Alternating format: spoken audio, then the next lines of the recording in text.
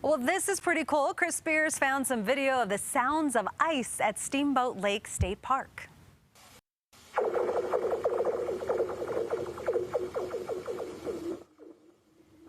That's pretty cool. Can you hear that? Colorado Parks and Wildlife shared this video and said it sounds like something out of Star Wars. Chris, it kind of does. What was the ice planet on Star Wars? Is like Hoth or something like that? Oh gosh, I don't know. Anyway, it sounds like that. Yes, I'm being told yes, that's what it was.